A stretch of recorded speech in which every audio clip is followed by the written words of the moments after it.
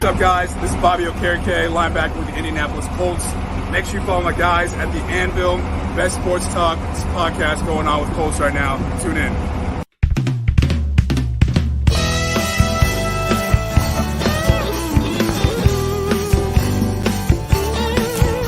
It seems like a Sunday, like anyone before. That's what you think. So you open up the door, you feel the buzz, you can hear the people singing battle cries. Lucas Oil Stadium's about to come alive.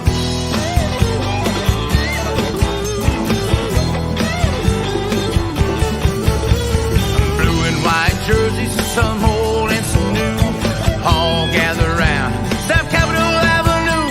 They come for the tailgate, some drive and some fly.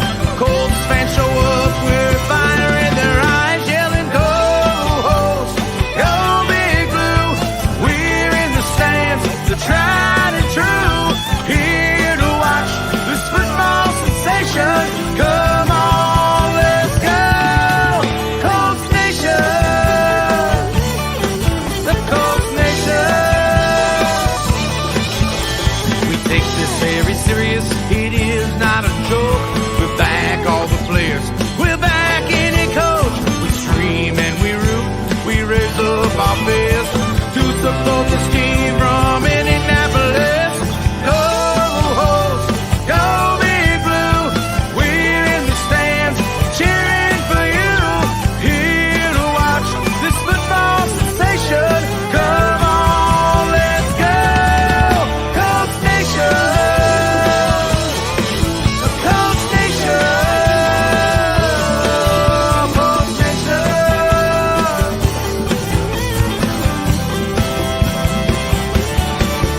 Screaming, go Host, go Big Blue, we're in the stands, the tried and true, here to watch this football sensation. Come on, let's go, Colts Nation,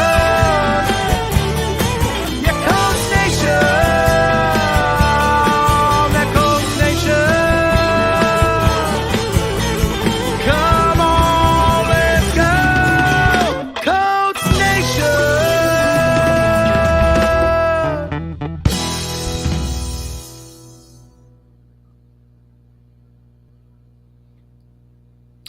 Ladies and gentlemen, boys and girls, children of all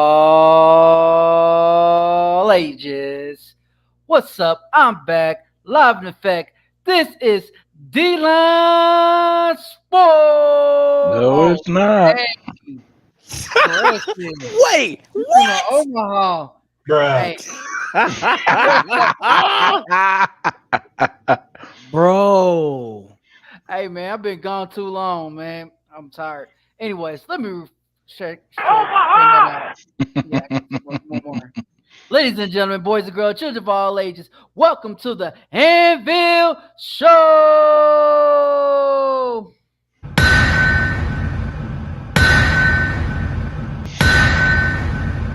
Hey, before we start, I want to apologize to Chase Vader, Big P, Clyde, and Acosta, and Thomas Pross. I apologize. This is not D-Line. This is the Anvil. I'm just having one of them days. All right, so apologize. Okay. Flick the hair out of your way and let's get it going, brother. You cool? Okay. First off, Patrick, you too are fired because where's the banner? Mm. Mm. You do the banner, sir. No. I'm talking about the actual banner. Banner. The Anvil Show banner. Guys, I haven't been on. I here don't for a have long an time. Anvil Show banner. The one that goes on the bottom of the screen? I don't understand. Ladies and gentlemen, I You apologize. don't understand. You got Hey, me get it. confused as hell. Where today? Bro, the overlay. Where they can watch it, man. Oh. Yeah. I'm doing Patrick's job. While I have your attention and This we're is all over the not place. my job. This is your job, and you No. know it. You always have that up. But anyway, while we have your attention, No, okay, I don't. we will appreciate it if you can go out, like, follow, Somebody subscribe. took it off. I just put it up, Pat. Let me. You know what? Okay, thank you. if you check the bottom here, please go out, like us on Facebook, like us on Instagram, follow us on YouTube. We see we got some new subs today, so we appreciate that. And definitely follow us on Twitter. We're at the Anvil all over the place. So And Hello, welcome everybody. to the show. Hello, everybody. Kevin, Don, Stacy, Kimberly. Hello, welcome. Thanks for joining us. get it off me. You would think we haven't done this in maybe like a year the way we acting. Hey man, I'll be Why honest. is CO and the doctor our background? You put now? that shit up there. What are you doing? Hey! This is a family show. Watch your language, young man. We're having Oh, technical okay. difficulties. The whole panel but Chase. That's not a good thing. CJ talking about the D line. Yeah, man. I don't know, man. He was excited too. I was. really I was into it. like, and the thing was, I'm looking at the Anvil, but I still say D-line. I don't know why. You know. You're all right, brother. Don't worry about it. Sit back, flip your hair out of your face. Let's Players go. mess up. Pimps mess Let's up go. sometimes, so you know it's all good. All right, what's up, fans? I'm sunburnt from camp today. Look at that, y'all. You always get Absolutely. sunburned. You always every year you get sunburned. Because I got that white privilege. That's what it gets you. Man, You get would your you ass shut burnt. up? Oh my god. That's all it gets you. Can we just ease into Yeah. the show? Let's just Let's go. ease into the show. Let's go. All right, we're gonna ease into the show. We kicked Hola, the door yar. down. What? Oh, I said thought you was just hola. doing dumb random Pat shit. Okay, you're actually speaking to somebody. Okay. Okay, we should have Facts, a segment Kimberly. called Dumb Random P Shit. Pat shit. Yeah. So tonight's show we're gonna talk training camp. A third of the squad has already kind of been out there for the first 2 days. They even made Fox 59 yesterday. Did you see that? Seen You that? see that you and Big Country made Fox 59? Yes, I didn't sir. see that. So that's why you should never be picking your nose or tugging at your wedgie in your shorts. You never know who's watching. So like, what was they doing? Like, Just like, the first ones in line. And I guess they were kind of panning. They were panning the screen, and I seen Patrick and his he have a Buckner shirt on or Buckner Yeah. jersey. And then Big Country looked like he plays golf for the Colts or some shit. I don't know what He did have a polo shirt on. So let me tell you how when they don't listen to me, shit like this happens, right? Because I clearly told them. Oh shit! I clearly told them, wear your Anvil shirt. You never know. And We would have I been on Fox clearly 59. told you, But I'm you're not- looking like everybody else in the audience because you got on fucking. because I was everybody. a I was jersey. I was just a normal fan that day. Okay, that's Yesterday and fine. today, we went as just fans, nothing No. else. Okay, so where you going as tomorrow or Saturday? I mean, Saturday I'm working, and I'll have my. but what are My you going my as? You're Anvil. working. But what does that I mean? thought you got have a polo shirt on. Anyways, we're getting off subject. No, this is camp talk. Yeah, it's You camp want talk. it off the big board? Shut the hell up. Wait a minute. We're not about to start that Carve's return. Okay, we're not going to do that tonight. God, I've missed it so much though, Clyde. You gotta let me have some fun with the boy. Oh my lord. Stacy wants to know Carver. if we got kid-sized shirts. We have an adult small is the smallest we've got. So That's no, Thomas' shirt. Stacy, we're working towards that. So let's clear this up. So this first wave of shirts was our initial order in which we had to buy in bulk, so we had extras. But now that we're kind of feeling the vibe of the shirts, and people are also feeling the vibe of the shirts, we look to order more, and so we will look to try to get sizes that will accommodate all, to include children. All right, Carvey's got to answer this question. Nah. I'm gonna tell you, the question is really for you, Tyler. Are you nervous about playing the Coast this season? We ain't the same. So I'm just let you know right now. You need to be nervous. You need to be worried. Y'all just need to be worried about if y'all get over 5 wins this year. That's all. Lord, this sounds like a couple weeks ago. Let's not Thomas this one. You remember how that one went off, right, Patrick? Well, if Evan Ingram can keep on dropping those 3-yard passes, then we might be good. I ain't worried about the Jaguars. I ain't worried about the Texans. I ain't worried about Tennessee. So, we good. We good. We good. We good Hey, money. Chris, I've got large message the Anvil, and Hey. we'll work out everything. Hey, shout out to my boy right here. This is Chris. He runs You Don't Know Jack podcast. Got my other boy Josh on there in Austin. So their podcast is Tuesday nights. You Don't Know Jack podcast. Check them out. They always talking good stuff. So glad you could be on here tonight, Chris. Appreciate you. But yeah, we got a large for you, my guy. All right, man. Let's jump into the show. We ready to jump into the show? Since you know Clyde, just get with Clyde, and we'll get payment situation and addresses and get it shipped out to you. All right, let's jump into the show. Let's go. Bang that man, bitch. Let's bang it.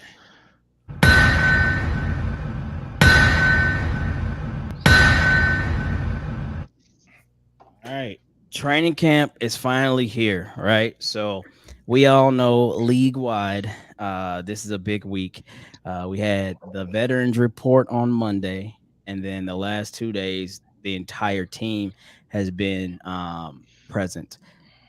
So we know if you watch NFL Network, this is like Shark Week, right? And it's kind of ironic because it is Shark Week, I think, right? It is Shark Week. It is started Shark Week. Sunday. Facts. So I guess the NFL is trying to, marry up the Shark Week and the NFL Return Week. So yeah, this is exciting time. So we definitely gonna talk Colts training camp and all that news. But there was some wild stuff that came out leading into training camp. Couple just rando topics. Number one, did y'all see Aaron Rodgers looking like Nick Cage from Con Air? That was pretty hilarious. We found out that was hilarious. It was crazy though. Right? It was crazy how he came around that car. It was all slow motion and everything. I was like, yeah, that was pretty crazy. It was also interesting to find out that the Cardinals had somewhat put some training wheels on their QB1 by saying you got to read the playbook to get paid. You got to study to get paid. Now so that was interesting. I want to dive into that real quick. Quick question. So, do you think that's gonna hurt Kyler? Like he's like to the point, like, man, I don't want to be here with y'all, or you think it's gonna motivate him? I don't think it does either. Because he think that's because he put it's an insult, like because he's the joke of the league right now. He is a big joke on him. Oh, he's going to be the joke of the year because so anytime he screws up, that's the only thing they're going to talk about, that he didn't do his homework. So exactly. So is that going to hurt him or is it going to motivate him? So that's my thing right there. It's like I'm still sticking with. I don't think it'll do either. It should be automatic that you do your playbook every week. This shouldn't be in your contract whatsoever. This has never been in anybody's contract. You should be doing your homework. The great ones don't have to be told. Well, true that to an extent, because Michael Vick used to do the same thing with DVDs, just toss them in the back.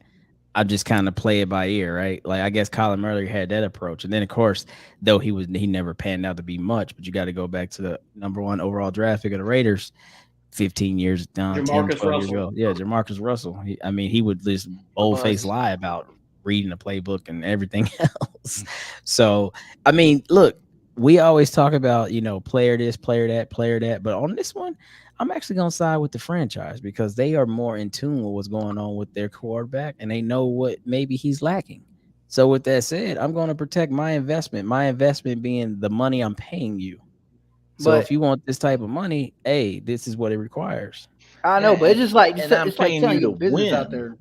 It's like you're putting out. That's embarrassing. Some stuff like you could have told me behind closed door, but putting that out there, it's like, man. I don't think it's embarrassing. This is a grown-up world, bro. Like when people want the details, you give them the details. Totally different sport. But did you see what came out today about Zion Williamson? It's in his contract that he got to stay at or around 295 body mass and weight combined, or else he voids his contract. So see, like I think these GMs and owners are like starting to sparring up, like. I think for a while, players as a whole were just like running all of it. They got no trade clauses. They control everything, but at the same time, they still want to get paid. And then they have moments. And you know what? I think this is somewhat tied together, but maybe somewhat different. You got to think about Antonio Brown last year, just going off the rocker. Oh yeah. Basically saying like, you know what? F the league, F the team. I'm doing what I want to do. And a lot of he's free to go do it now. Exactly. We see a lot of players who are holding out training camp and things like that. And no, that's always kind of been a deal. Now it's like these no kidding players, NBA, NFL, are like demanding things. Like, I mean, different sport again, but take KD. We just paid you last year and you already requested a contract. So I think GMs are just wising up in all sports and just like, nah, bro, like we got to start putting some stamp on this, as if you are an employee and we are a boss. You are an independent contractor, but you're also an employee. Though that's kind of contradictive, but it's like, yeah, you don't just get to tell me exactly what you're going to do and I'm supposed to pay you this amount of money too. You know what I'm saying? That's kind of my thought process. That's my thought process. But anyway, Pat got to step away for a second, but that's cool. So Pat and Acosta were able to go to training camp yesterday, and then Pat went along today. So prayers out to Acosta and his family. They're dealing with a situation right now. Yeah. So our heart goes out to him and Sarah. But staying on page of training camp, from the videos, from articles being read, let's just go around the horn. Let's start with you, Chase, because you haven't been on here in such a while. How do you feel about what you're witnessing from both Matt Ryan as a leader and then just the team as a whole? Basically, what I'm seeing is like, this guy has the team in his hand. Literally, the first couple days of training camp, these had practices ending, 10, 15 minutes early every day? He's going too fast, is what Reich's saying, and they like that. He's doing up-tempo. He's got, like, look, see what Nyheim Hines is saying every day. He's getting through the whole script early. Yeah, he's getting through practice. They have extra time. I mean, that's extra time for the fans. You don't see that. And even Matt Ryan said yesterday in his little thing is like, what are you doing to keep these guys in line? It's like, I'm basically putting a foot in their ass, keeping the foot in their asses on the playbook. So I'm loving it. It's a totally different what they have said from what Wentz did last year. Wentz basically did nothing. Yeah. And Ryan is literally wants them to, hey, let's keep getting it going. That's like all the distractions, I believe, are going to be completely gone this year. And I think this is our make or break. The next 2-3 years, this is it. They are ready. I like that. Carvey, how you feeling about what you've seen thus far? Hey, I couldn't agree with Chase more, man. It's like with this whole, one thing I'm gonna put it out there. One thing I've been seeing here is the it factor. Everybody said this team has it. Matt Ryan has it. Don't know what it is, but he has it, and he brought this energy. He brought this drive. He brought this attitude. He brought that leadership to the team, to the point where now you see players stepping up their game. Now you see players living up to their full potential. You seen Paris Campbell out there clowning. I know this is training camp, but we see him doing what he has to do. You're seeing Alex Pierce, rookie, doing what he has to do. One thing I've been hearing about all these wide receivers, like they're stepping their game up to a whole nother level. So that's one thing I am happy to hear. Defense, as y'all can see, Nick Cross, he's coming in pretty well with the interception off of Matt Ryan. Everybody's doing their job. Even the backup quarterback, Nick Foles, he went on the 7-for-7. He went 7-on-7. He went 6 for 6. Mm-hmm. Which is pretty good. So I could say that God forbid something happened to Matt Ryan, but the wheels will keep on going even if something happens, though. So I am excited with this whole core group, from offensive line, quarterback, defense, and so forth. All right. Well, Pat, I'll just step in really quick because you're the one that actually got the content. Of course, you and Costa, y'all been there live. But from the videos, I like the pace. I like the tempo. I definitely like the leadership, the organization, as far as no one seems to be out of place. just from what I've seen from what y'all have posted. Also watching the team as a whole, it seems as if, and I know they were indoor yesterday because of the weather, but it seems like everybody's engaged. So the players that are not on the field, they're still watching, they're still tuned in. It seems like they're waiting on their turn to get in. They're learning from somebody else's mistakes.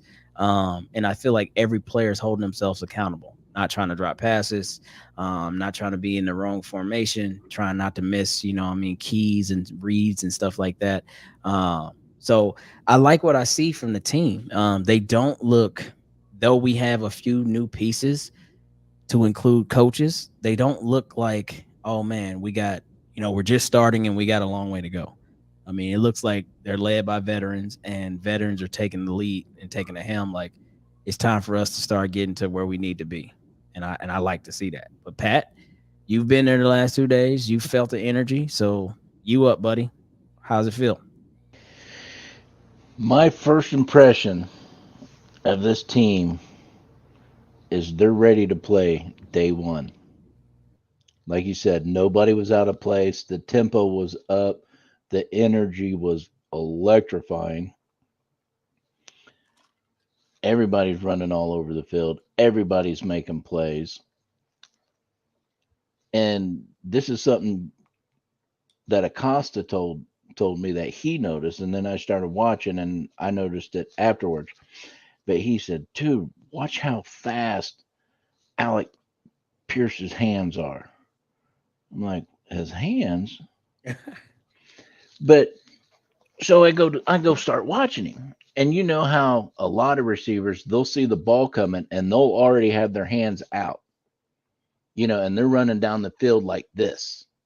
Well, that's a big telltale sign to the DBs. Alex Pierce doesn't do that. It's almost like he's waiting till the last second and he just wham. And it is, if you get a chance, watch that and pay attention to that, how quick he'll snatch a ball out of the air and he's not giving those telltale signs.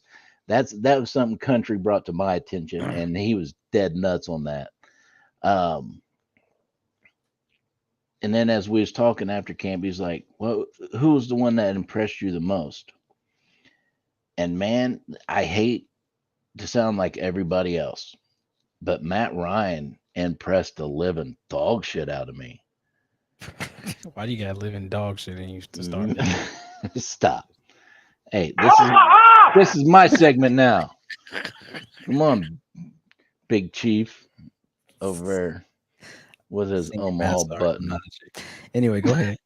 Yeah, but man, he did a naked bootleg, and man, he can still move. We always talked about needing that quarterback that can move around and get those extra yards and extend those plays. And if it comes down to it, I'm comfortable with him getting those few extra yards with his legs. Okay. And his passes were dimes, man. Like Carvey was 7. He was, like Carvey said, he was 7 for 8 on 11 on 11.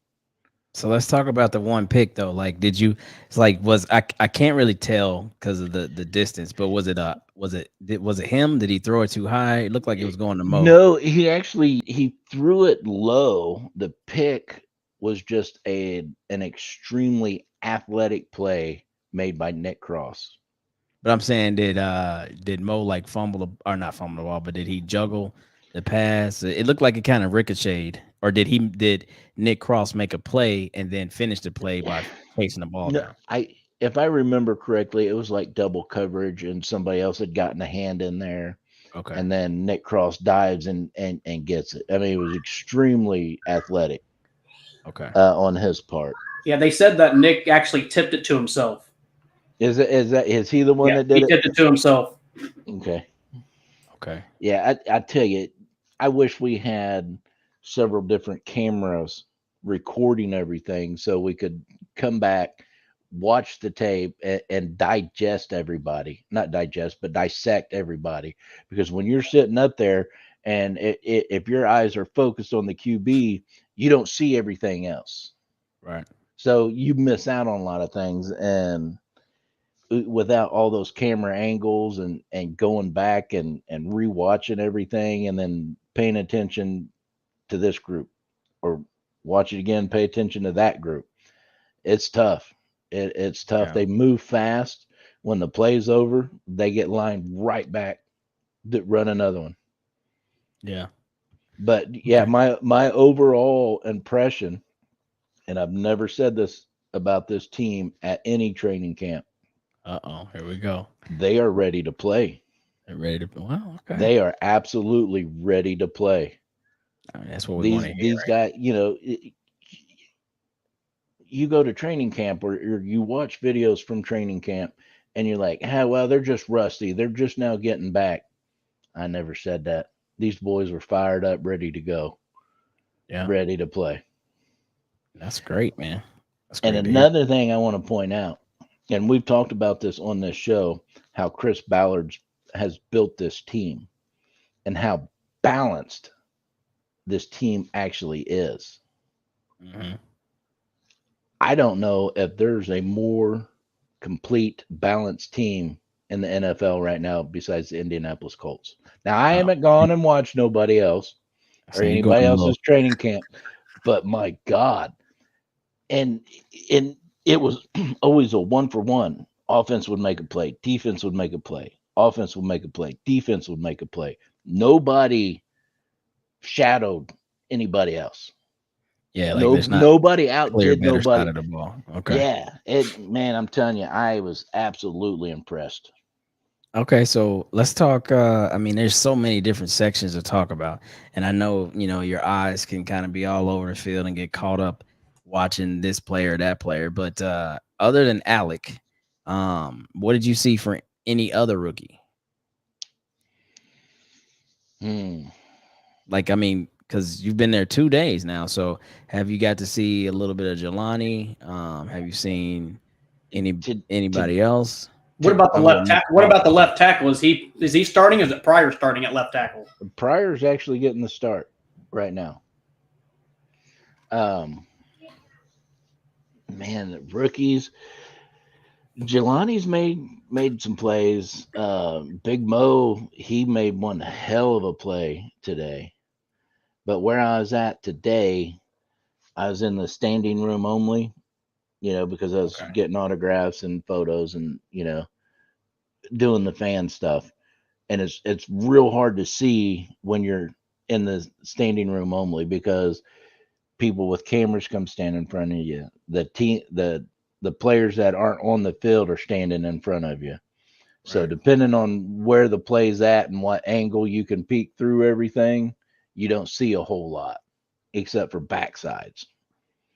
But I got a shitload of autographs. I got some great photos. What do you get? Who? Let's talk about who you got real quick. Oh man, I got Kenny Moore. Oh shit. Okay. Dio came by, said hi to me. He still remember you? Yeah. Nice. Actually, he was asking when we was gonna get our dogs together. Because when he first got drafted, we met up at a signing and we just got to talking and everything.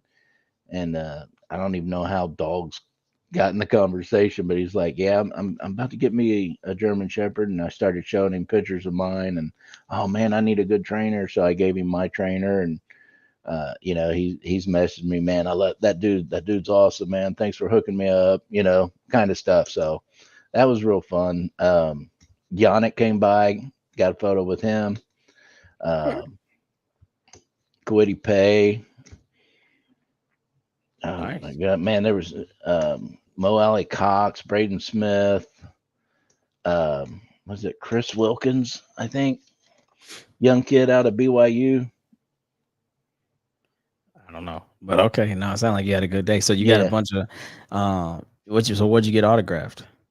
My helmet. Oh, okay. Did you get the giveaway stuff? Is that getting signed too? No, it did not. None of it got signed, but okay. This is today was the busiest day I've ever seen any training camp. Yeah, I just got that update on my phone. It was like the busy, super packed day. Yeah, I went to the parking lot I normally go to, full. Go to the parking lot they told me to go to, full. I had to find the third parking lot, finally got in, and I had to walk my fat ass 18 country miles. But it was worth it. It was fun. I do want to send out a lot of love and prayers for Acosta and his family with what they're going through. So, Yeah, we um, mentioned that he yeah. has a family situation. So, But today at camp, they started the Marvel thing, and they were giving out these posters. I don't know if I can get a good shot here. did I get a poster? No, you didn't. It's a son of a bitch if I ever met one. I tell you what. You know what? I could have got you 12, and you never pick them up. No, I still got your Kuwaiti yeah, stuff signed here. I've got yeah, the other stuff still here, yeah, and yeah, you yeah. won't pick them up. No, it's not that I don't pick them up. It's just that I don't have a situational situation right now. You heard Well, that? I don't have a situational situation that right was now. too smart of a comment. I can't follow that. Slow that Wait down a till little I bit. move. When I move to Texas, I'll be set up. That's why you didn't get a poster. Man, whatever. Anyway, I'm all not your right. personal storage unit. So since we've recapped, So, but basically, anyways, I did pick up a few extra of these, and I posted it on our page that we're going to do a giveaway, and I've got 3 extras, and all you got to do to get in the drawing for this is subscribe to our YouTube channel. yeah, And he actually got if you, 2 extra because one of them is mine. But I'm going to give it away too. I done said I was going to. I didn't know you was a Marvel fan. I asked you before Marvel Day, and you know what? As a matter of fact, Did you? I'm on our YouTube page right now. We're up to 96 subs, I'm which is up seeing from 90, like 98. 98. Yeah. Hey, we almost at 100. Let's go ahead and try to make 100 this week. Yeah, there Can you we go. make 100? So we're gonna do our best. Okay. I got a question for you since you were there. So with Hines, I saw that they were putting Hines out there at receiver. So are they having Taylor and Hines out there at the same time? I cannot answer that question What? because, like I said, you can't pay attention to everything. Well, I saw that When I was watching Hines, I wasn't paying attention if Taylor was out there. When I was watching Taylor, I wasn't paying attention if Hines was out there. Oh my God. Yeah. Now Okay. Saturday we're going to be on the field with media credentials, getting lots of photos and everything like that. I'll be able to see a lot more. You know what I'm saying? I'll be able to stay focused in on what's going on and not be blinded by some little kid trying to push me over to get to the fence, or some volunteer Respect the telling children, me. Pat. I Respect the do, children. absolutely. Hey Don't man, be Naheem was threw his gloves up into the stands day one on the indoor practice, and I caught one, and I immediately gave it to the young man that was standing next to me. Well, you're better than me because that little kid wouldn't get shit. But I'm just saying, I'll respect the kids. well, I'm just saying, don't step on them. Don't Pac-Man them. I don't. I take care of any little one that's around me, man. And What like it is. last year, DeForest Buckner's my favorite by far. And last year, they were signing the little foam footballs and throwing them up in the stands. And I had my DeForest Buckner jersey on, and he come walking by, and I start smacking my chest, D-Fro, and he looks up, I got you, and he signed it. He threw it, and as soon as I caught it, I handed it right down to some little girl that was standing next to me, and he looks up at me, hey man, I appreciate that. And I was thinking he was going to throw me another one since I did that, but he didn't. I was like, damn. Yeah. But that's okay. That little girl, she's going to remember that forever. She's going to be a Colts fan forever. She's going to love football forever. That's what we're supposed to do.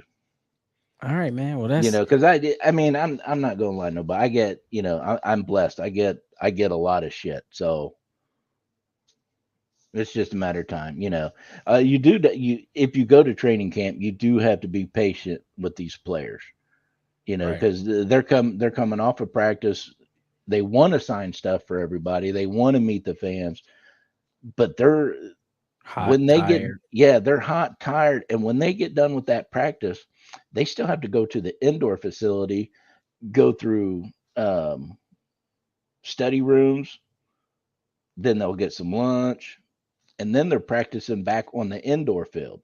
So just because this practice is over and they're kicking you out of camp, don't mean those guys don't keep going. No, facts. So if one of the players, are real close to you and say, hey, I got to go, guys, respect it. Don't boo them. Don't do no crazy stuff because they still got a lot of crap going on that day. Indeed. All right. Well, let's turn it over to the fans so we can get everybody in here. What's up, Tyler? And we can just ask questions and answer questions on based off what they may or may not want to hear. So let's open up Q&A time. Matthew, can you screenshot that and put it in the chat? I didn't see that on Twitter. Or What's Chase, that? you're the Twitter monster. Did you see this? Can you answer this question? Let me go look on it. Let me go look real quick. All right, when you pull it up, I haven't seen anything like that. I'll throw you on the big board when you pull it up. Excuse me. But no, Darius Leonard was out there. He hasn't been practicing. Shaquille. Or Shaquille. It's Shaquille now. Carvey said Carvey said we're just going to call him DSL now. Oh, I like that. Look at Carvey always trying to come up with some catchy shit. I like that. No, first of all, Pat's being stupid. Pat's being stupid. You didn't even say that? Nah, Pat did. Pat. But you got to think about it. Why you be lying on people, Pat? Because he was perverted with what DSL stands for. Blank sucking lips. Bruh. That's what he said. That's why I called him out on it. No, don't listen to him. I thought you said this was a children's show. I didn't say the word. It don't matter. Blank. These kids are smarter than you. They can read between the lines. It don't take much to be smarter than me. Jesus. Put the kids and babies. But no, Darius was out. He's been at camp both days. Shaquille. Shaquille. He was signing autographs today, which typically if he doesn't practice, he doesn't sign. So that was real cool to see. Well, he's gonna have to because he ain't practicing. Did you say happy birthday to him yesterday? I did not. But he had his wife and his two daughters with him, and little Mia was right by his side the whole time. Had extra Sharpies, and as he's moving down the line, she's keeping up with him and trying to hand him a new Sharpie and stuff. It was really, really cute. Okay, so we got some viewers in here. What questions you have about training camp, about Colts football in general, whatever you got. Pat, say send it to your messenger. Whoa, come on, Lindsay. What is this? Jesus. You know what you're getting. Come on, Lindsay. What's this? All right. Oh, what did Matt have for us? I'm pulling it up. Hold on. Grandpa's taking forever.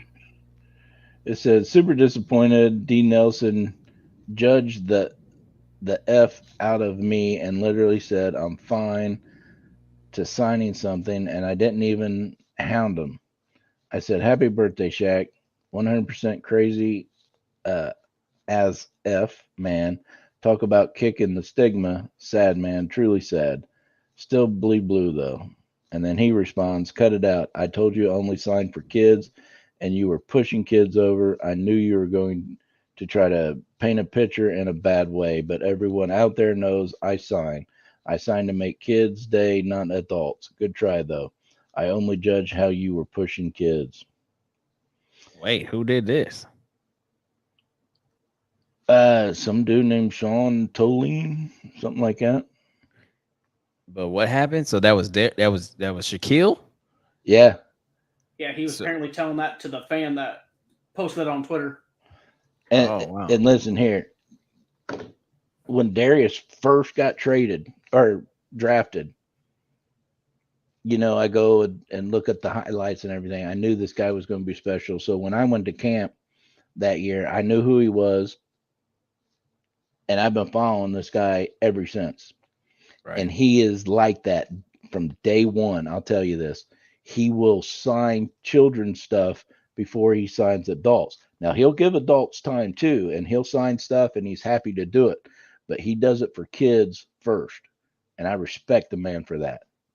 Right. And every year at camp, I see the same thing. Let me get the kids first. Let me get the kids first. And today was a day just like that. He stopped. He backed off from the line where he was signing everything, and he goes, "Quit pushing on the kids. You can't run these kids over. Right. I'll get to everybody." So, yeah, this guy. So this happened today. It must have happened today. Now, Okay. did it happen when I was standing right there? I don't know. I can't say, but I can speak on Shaquille's behalf because I've been seeing it since day one. You know, he's a big advocate for kids. He'll take kids first, and he signed many things for me, but he does kids first. And he'll tell you, you're holding something, hey Darius, yeah, let me get the kid first. Let me get the kid first. And he'll go down the line and he comes back, boom, and he hits you. Yeah, So for him to try to paint a light that Shaquille was doing wrong is absolutely horseshit. I'll say it now, and I'll defend that man because of the way he is with kids, and I've seen it since day one. So whoever this guy is, try another fan base, buddy, because we ain't believing this shit. All right. Okay. Well, let's move along. Let's see what else we got. What other comments we got? Dom's Questions. got a question. Any chance we try to find an extra weapon on offense in free agency? Well, go ahead, Chase. I'll let you jump in there on that. Well, after listening to what Chris Ballard had to say yesterday about Julio, they've never talked to him whatsoever this entire time to have him team up with Matty Ice.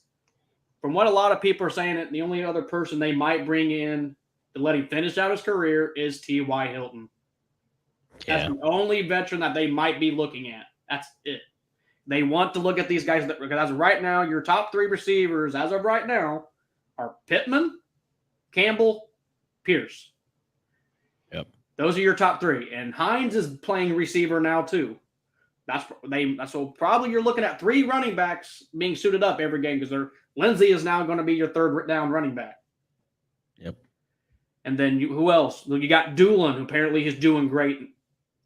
And then you got whoever was it, Strachan and Strawn. Strawn and Patman are probably playing for the last receiver slot. Don't get Clyde back on Strachan, please. Right. Don't get Strawn. me in. My bad. But I would love to see Strawn play again, but he's got to get over this little injury. He got surgery in the offseason. So if anybody comes back, it's T.Y. and T.Y.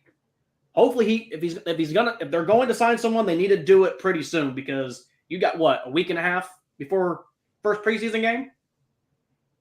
Damn. What? Wow. Well, no, it's a little bit longer than that. Was it like August 18th? You're about to hit August.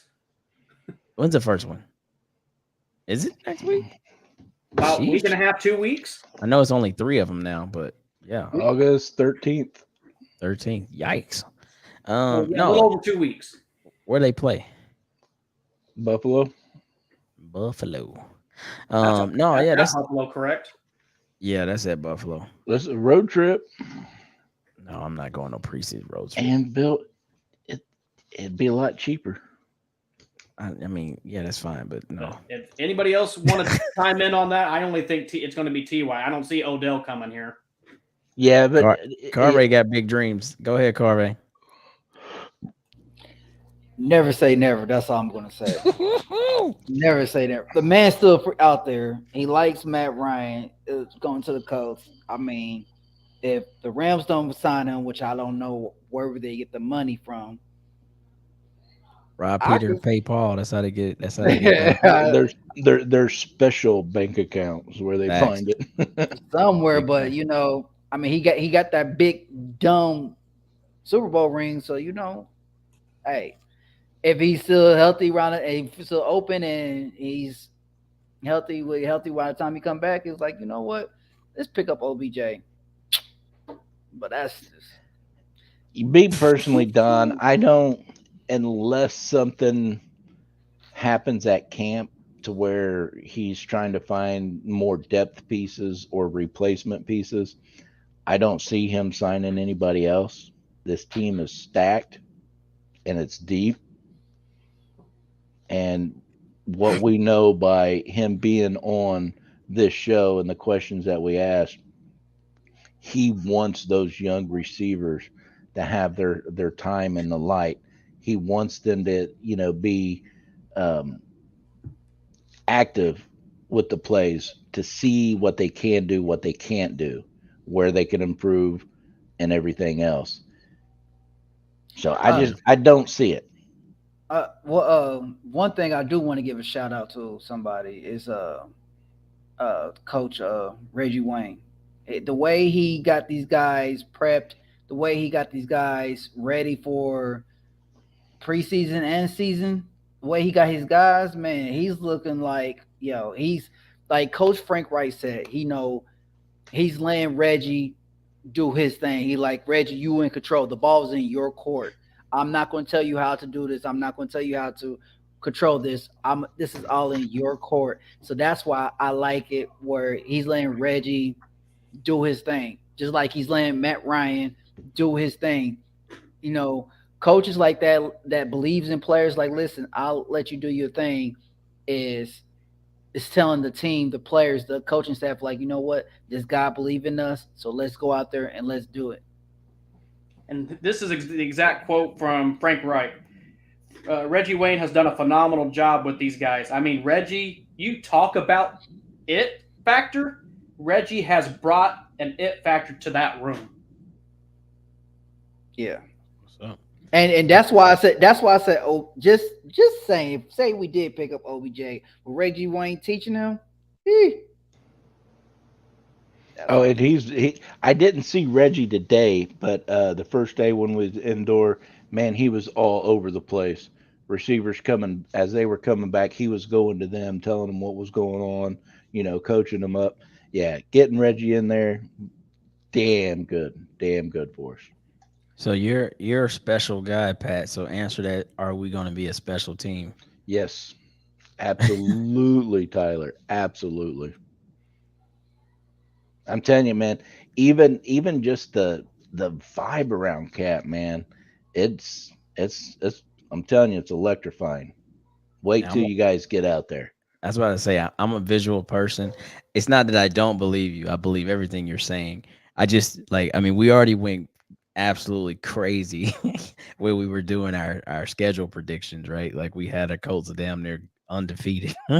So I don't want to be too homer too soon. And I'm sure there's a lot of fan bases, probably not all 32, but I'm sure there's a lot of fan bases that after 2 days of camp, like everybody's feeling like, oh man, like we're gonna be blah blah blahs and blah blah blahs. But I do believe in this squad Super Bowl, because Super Bowl, I mean, if Super you Bowl. just watch this over the last 3 years, like though we have not had the outcome, I mean, we have been like a really good team where the record hasn't always reflected it. Like last year, we went over this earlier in the season when we are talking about this. Like we finished 9-8, but it could have easily been, and this sounds nuts, we could have easily been like 13-4. You know what I mean? If not better than that. So yikes, right? So if we actually got it right this time, like if we got it right with this fifth quarterback in 5 years situation we got going on, if we got that right and all these other pieces that are young and we don't quite know their story yet actually align with what Chris Ballard knows in his heart of hearts, bro, look out. I mean, again, we might not have the roster where you look at it and you're like, oh man, that's the top five this group, and that's the top five that group. But when you go 1 through 22, you can't. I mean, even last year, shit, we had 7 Pro Bowlers. Who thought of that, right? On a 9-8 squad that didn't make the playoffs. Yeah, It's insane. crazy. So you have to kind of just look at where we've been and what we haven't accomplished, and just think about what we can accomplish when we get it right. And if this team's the one that's got it right, like you said, we're set for 2 to 3 seasons, if not Yeah, more. Yeah, because absolutely. everybody keep on saying the Colts are one quarterback away. That's what we keep on hearing. The Colts are one quarterback away, just a quarterback away, and I believe Matt Ryan is that quarterback. So now he's about to take us over that hump to the promised land, to that Super Bowl ring, so the Colts get that big fat ring. I mean, think about it, bro. Like, let's go, let's go 2018 year. We start 1-5, end up finishing 10-6, Mm-hmm. make the playoffs, win a playoff game. Then come back following year. Jacoby, he gets hurt. That's an all over the place year, kind of a wash. But then you get Phillip Rivers. Old man Rivers comes in. We start slow again. I think 1-3, finished 11-5. Yeah, Last year starts And made the super slow. playoffs. Yeah, made the playoffs, though we lost to Buffalo. But then you take last year, start super slow again, 1-4, whatever we have you, and then went get off. hot and rip off like what was it, 6 of 8 or whatever it Yeah, was, 6 or 8. 6 of 8 or something like that, and then still controlled our own destiny for the most part for the last 2 weeks and just couldn't make. So people want to just kind of look past. I feel like Chris Ballard has said both on our show and just in the in his own pressers, like it takes a while to build a team, but sometimes we can't see those masonry blocks being laid. But now we have the foresight to look forward, but we can also kind of look in our rearview mirror and be like, bro, think about this. And wonder if a play would have went this way. Or wonder if 2 or 3 games would have went that way. Like this team wasn't that bad last year, the year before, or whatever. And now we're here. Everybody has more experience. We bring in an MVP quarterback who's been to a Super Bowl, who probably should have won a Super Bowl, arguably. Yikes. And you got a Yikes. backup that did win a Super Bowl. Yeah. If he's 80% if he's still 80% of what he was his MVP year, yikes. And that's 80%. Nobody's telling him to go be Pat Mahomes or, any of the top 3 or 4 quarterbacks. But if he's still just 80% of how he played that year and what he did for Atlanta, yikes. Yeah, Because all the other pieces are there. Yeah, he said, I don't feel 37 years old. I still feel young. So, Actually, I tell you what, and I think a lot of the players, if not all of them, feed off of that, Clyde. yeah. Feed off of that leadership that Matt Ryan is doing. They see him out there. They see him, working in the off season with the receivers. They hear him jumping in their ass. No, you got to go over here. This is this. This is this. They see him pushing the tempo, and like Chase brought up, Frank Reich said, we ended practice 10 minutes early yesterday and today because Matt Ryan was pushing everybody. Right. Like, do it. Do what you got to do. You got my support. Yeah. You know what I mean? And man, I'm telling you, these players feed off of that energy. And you said it, Clyde, that quarterback can make a subpar receiver superstar. Oh man, hell yeah. He is really pushing these guys and got them fired up, man. Like I said, yesterday, day one, I thought they were ready to play their first game. They looked that sharp.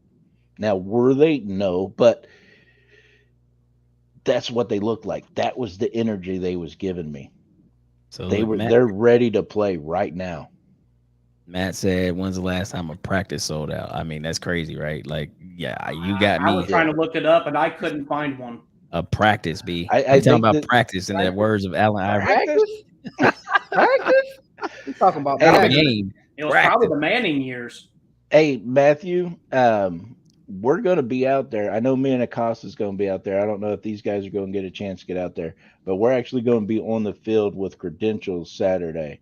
So when you see us, get some pictures of me out there and send them to me. Look for the, I mean, we're thankful and blessed, but look for the biggest, ugliest sign you've ever seen in your natural life. That'll be us. Ain't taking it. You ain't taking it? No. You can't. They told you can't? Well, I can, but I can't bring it onto the field. I have to do it. outside of the fenced area. Gotcha. So we thought about doing it today, and then Miss Sarah had all her troubles. Yeah. So, and No, then okay. I wasn't going to try to do it by myself. That's a lot of shit to lug around. You know what I mean? Okay. Well, don't But look Saturday we can't do it. And then another thing I thought, and I was talking to Acosta about it. I didn't want to go to the media booth after practice and stand there and fight to get one, maybe two questions in on who's ever at the podium, because they're going to have all of us out there. They're going to have all the regular people, all the reporters out there, so you're fighting a lot of people to ask your questions. What I wanted to do was I wanted to set up the tripod and everything and the microphone kind of like in between the two fields. And as players were coming off that didn't have to go to the media tent, wave them down and interview them, a minute interview and let them go. And I was thinking I was going to get a lot more players this way. Well, I talked to Matt Chianti today and he's like, nah, you can't do that. He goes, I'll have plenty of people for you to talk to, Patrick, but you can't do that. I said, all right, man. So my plans for all this has been up and down, up and down, up and down. So we'll see what the hell happens. I got a question for the panel. Fire away.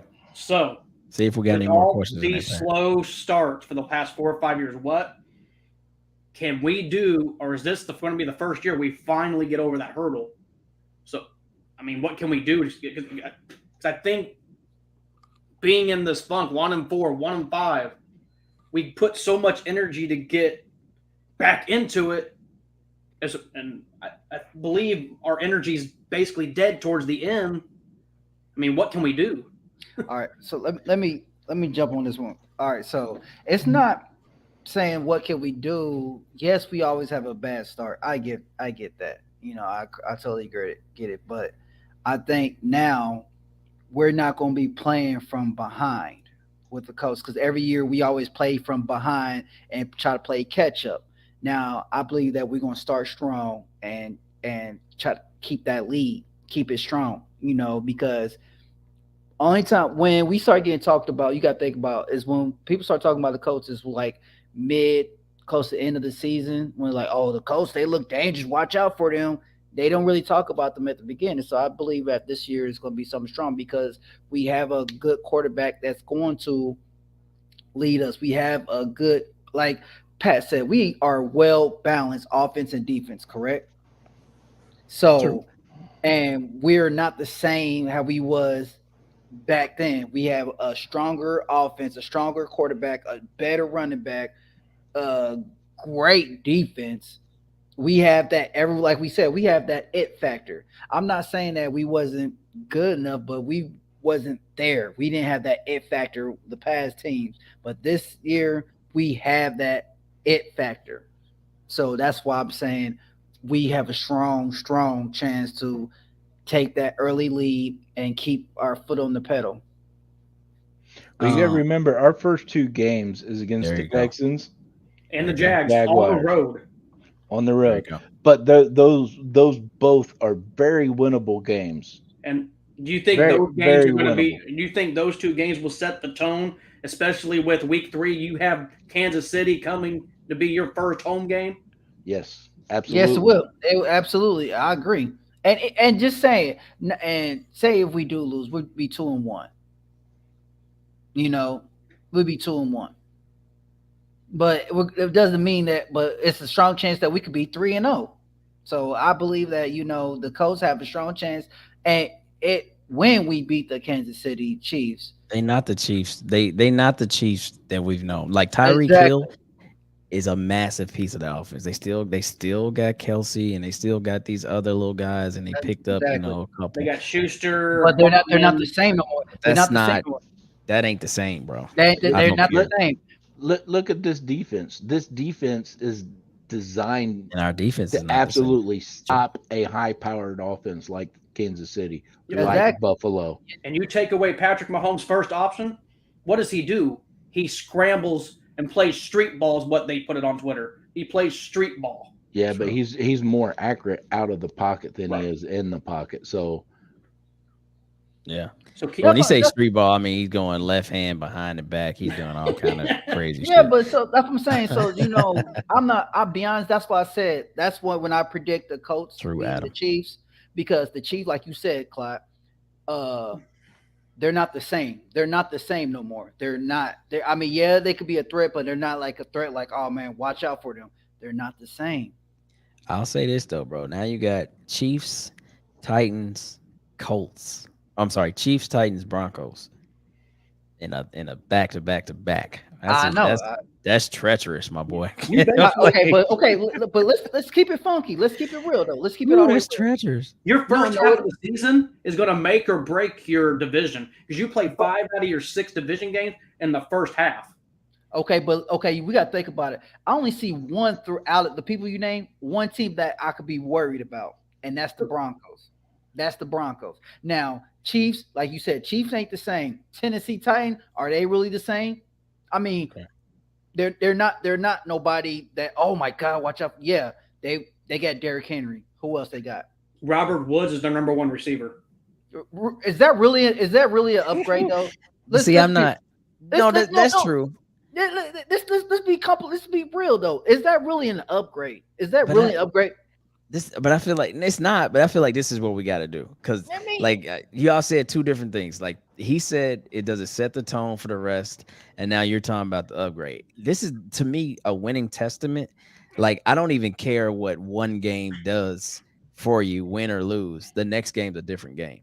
So I know you want to have momentum, and I know that's important. But in all honesty, it's like our motto, right? 1-0. So literally, I don't really care about momentum because I feel like that doesn't necessarily translate. This isn't basketball or hockey or baseball where you get multiple games in a week, unless you're on a short week. But you're not going to play 3 games in a week. You know what I'm saying? Yeah. So I say all that to say, like, each team makes you go and basically start over. Yeah, you still run your base offense and base defense, but now you're really prepping for players more than any other sport, right? So agree.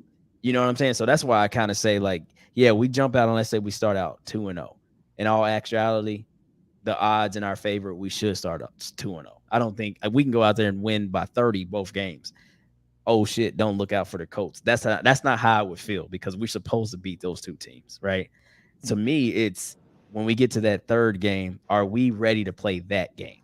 Don't look ahead, don't look behind, so absolute value every game. Absolute value. I agree, but I'm telling you right now, like you said, and I'm saying too, that the Chiefs aren't the same. And I'm just going off that they're not the same no more. They're not. They're not that team. They can't like my man Adam said, they can't stop our run game. So I'm telling you. Do we know that though? This is why I'm saying this. We haven't played Kansas City since that playoff game. No, but I'm not even talking about that. I'm just saying, like, do we know that in the sense of I believe how we gonna play? Like, shit, the Jags stopped our running game, but we ran all over everybody else. Like, that doesn't even make sense. And that is true. But see, the thing is though, say for instance, if they stop the run game, are they gonna stop Matt Ryan? They can't do both. I'm telling you right now, if their focus game plan is stopping Matt Ryan, then they can't stop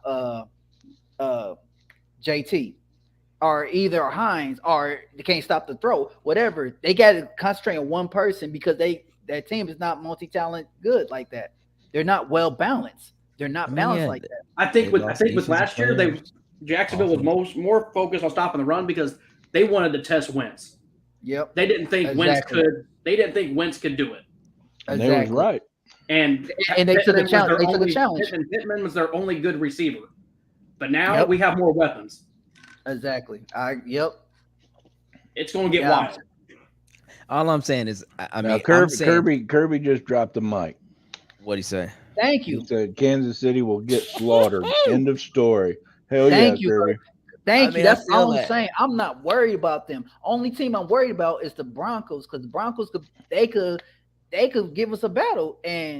But why? But why? Who are you scared on their? Just because of Russell Wilson. I'm not scared, but Russell, he just like Matt Ryan, he could make players, nobody players a good play. Could make them a good superstar. No names to no names to some names. I'm not saying I'm not sleeping on him. I'm not sleeping Look at on him. Marty. Marty's a hater. Fuck. That's Well, one of my here's another brothers. thing. Gus He Bradley was hates in Matt that Ryan. division for the last couple of years, so he knows Denver. All right, this is all I'm saying, boys. This is what I would hope that we're not doing. I know we're doing it because it's happening, but we I'm not cannot look at these squads and say like what they can or cannot do. Reason being because every Sunday, any Sunday, right? So Any all I'm given- saying is, as a whole, our team is much, much stronger and much more prepared to play anybody than it's been in the last 5 years. That's kind of my Man. statement. It's Okay, not that so I'm afraid or Absolutely. this and that, Okay, but you just okay. don't know. And that Okay, to so me, my question that's spitting facts, Clyde. okay, but my thing is this right here for y'all. Are how y'all feel? Okay, are y'all confident in winning a game against Tennessee and Jaguars? Yep. I mean, I'm Yes. sorry, Jack. Okay, so you should feel like that against Texas. I mean, not Texas, but the Kansas City. I do. And you should be like, well, you never know how Raiders. this. Nah, man. Yeah, it Anybody. don't matter. Anybody. It's not a homer. Anybody. 'Cause I mean, listen, and one thing that we're not talking about is the player coaches that we have. Reggie, Cato. facts. But we've talked about that. I'm telling you, this totally changes the mindset. Because you don't want your coach coming up and saying, when I was playing, we didn't put our heads in the sand like that. We friggin' bulldogged our way to that victory. They're going to give them that motivation. I And- don't disagree.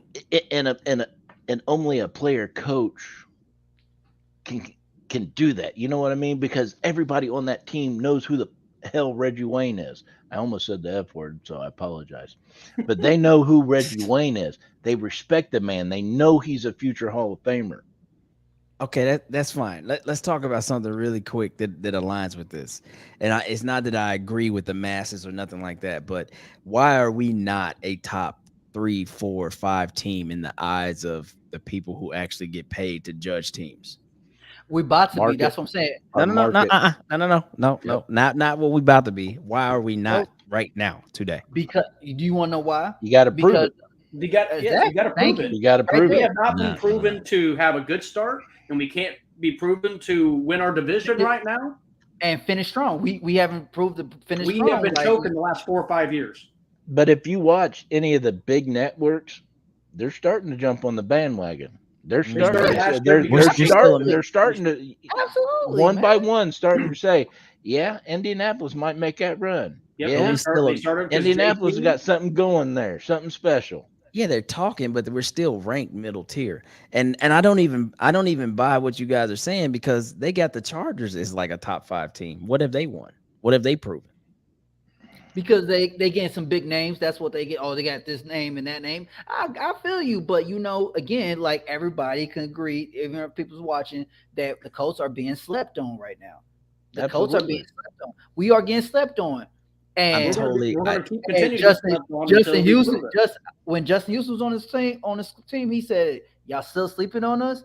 Hey, don't worry, keep sleeping. No, don't worry, y'all keep sleeping on us."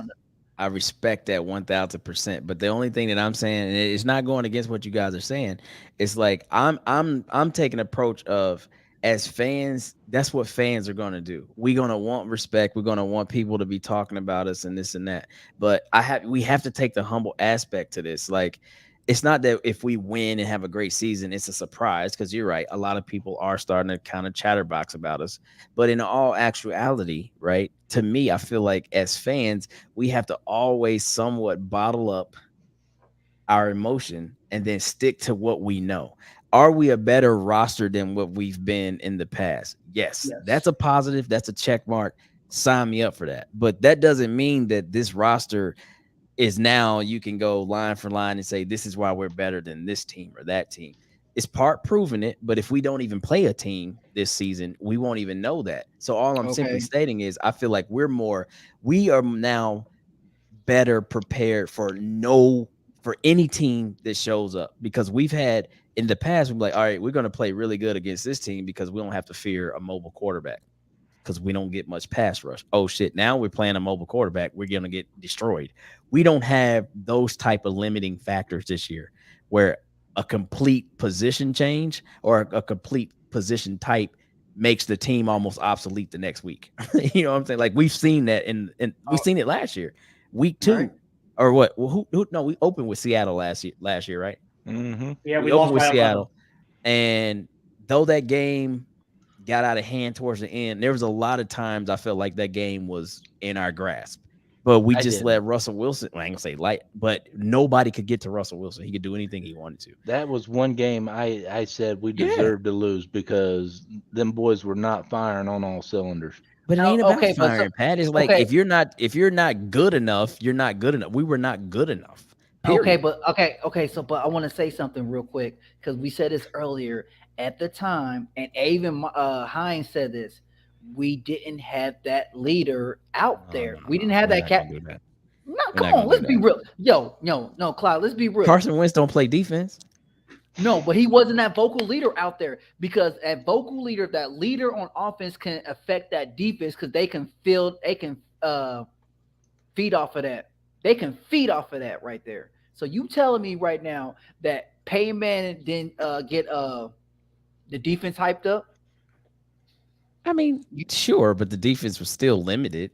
Not really. When Peyton was on the sidelines talking, he was talking to his offense. I know, but they feed off that energy. They feed off his energy. So you tell me right now, they might have, yeah. But he didn't physically go over and shake Robert Mathis and say, "Man, you got to get me that ball back." He didn't do that. Buckner sees that in him. He sees that leadership in Matt Ryan's. Like Matt Ryan is that guy, and I love it. I love to see that. No, I mean, bro, you are 1,000%. But at the end of the day, you're still feeding off of energy and being limited. That's night and day. Like I can get excited and have the energy to go out there and make a play because our defense, and I see what Kirby's saying, our defense for the last few years has lived or died off the turnover. Period. Like now, 2 years ago, we were pretty solid stopping the run, but our defense was notorious for making people turn the ball over, starting with Darius Leonard and then everybody behind him. But we were supremely limited in what we did as a unit, right? We give up yards, we give up points. We're always trying to fight back in games, but you know what? If it's a tight game, watch out because somebody's gonna try to punch the ball out, and we've had a good track record. So all I'm saying is, feeding off the energy still. If there's holes, it still can be trouble. And all I'm saying is this is the team since Chris Ballard took over that I don't see gaping holes. Now, we're going to talk about left tackle and right guard in the future, and that's still a battle. But to me, even still, I feel like we can overcome those because the rest of the team is so strong. But on defense, the last 2 years, we've had gaping holes. Cornerback, you name it, everywhere. Yes. I think Kirby hit it on the head with that Eberflus defense. I think that coaching change makes a huge difference in our play. I mean, look, man, those players know that cover 2 is only designed for certain plays, not the entire friggin' game. And they got tired of running it. They got tired of giving up 15, 20 yards every damn play. They just got tired of it. And then we didn't have the players that actually run other plays either. We kept on losing corners. And now we got a coach that's switching things up. But cover 3 is still a zone, P. That's still zone. Yeah, it's partial zone. Oh, cover 3 is zone, Pat. It's still a zone. It's still a zone, but it's a partial. And the partial's on my ass. You can scheme anything. You can play cover 2 man, and you can play cover 3 man. Cover 3 is still a zone. Unless you come out in man-to-man, you're in zone. Most defense, I don't know what the schematics are, not the schematic, but the stats. But I know his zone is played much more than man in NFL by like a decent margin. So it's still zone. Kirby's right on this too. We didn't have a spy out there. You need to have a spy. Well, who you gonna give up? So who's gonna spy? Do we got a spy this year? Just have freaking 3 linemen out there and have the Leo out there. Have an extra guy go out in coverage. I mean, and be that spy. Big facts. Like Troy Polamalu, come down, be that little spy all over the field. But Flus did have a voice because, I mean, shit, as you see, Flus was a commodity the last 2 off seasons. And he got a job this year. So as much, and you know me, I'm not a fan of Flus whatsoever. But all I'm saying is, for a fact, that the guy was being coveted and he ends up getting a head coaching job on a team, in my opinion, that need more offense and defense in Chicago. And all they did was draft defense. I don't want to sit here and debate, like I don't want to jump on as fans. I don't want to be the guy that's like, oh, I'm so glad Wentz is gone. Oh, I'm so glad this coach is gone. Yeah, I might not agree with their style, but they are not the reasons that we were collectively not winning the games all the time. I get it. You're right. If a guy ain't vocal, he ain't vocal. So be it. But that don't make or break a team, Carve. I just don't believe that. And we can't put all that on a quarterback because they're not created the same. You can be if you're not vocal, then how can you a blind cannot lead blind can't lead, right?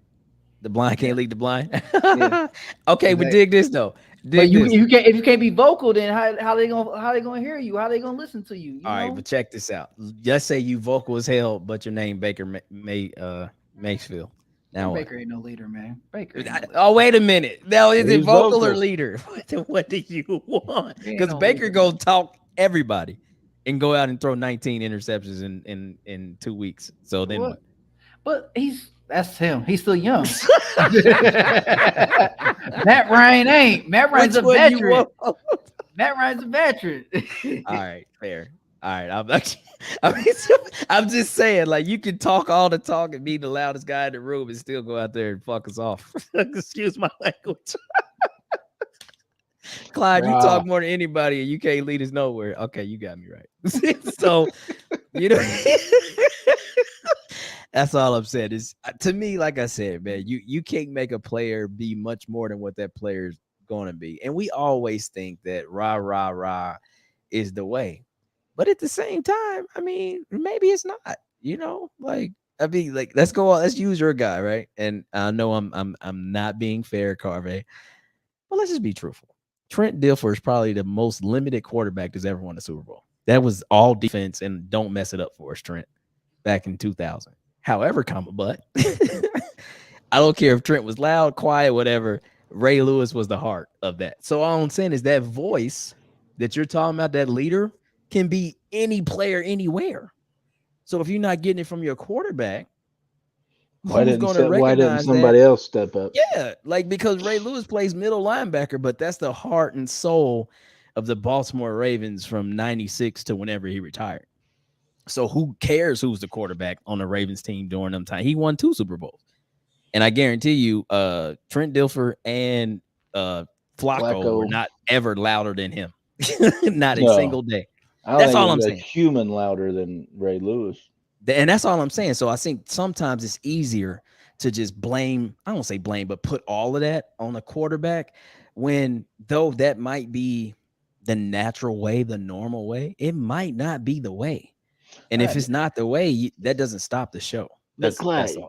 Clyde, you're in a leadership position in the United States Air Force. You've seen your guys get demotivated all the time. All right. So that's what I was saying about the coaching, and sticking in that cover 2 the whole damn game. To me, they just got, motivated, and they're just like, why? Why should I be vocal? Why should I try to get these guys up? You're going to give up 20 yards every damn play. Mm-hmm. To me, that is the difference. Sure. So we're going to run this cover 3. Yes, it's zone, but it's more than just zone. Right. I mean, we got to manufacture pressure. We still won't blitz a lot. There's still going to be games where they want more out of Gus, and they'll be like, oh, well, he's got a Matt Eberflus vibe today or whatever. Fans going to fan it. We going to be fans.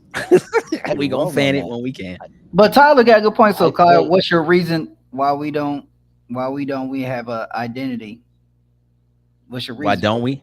Yeah. What you mean, why don't we have an identity? I think we do have an identity. I think defensively, he's talking about we don't really have an identity.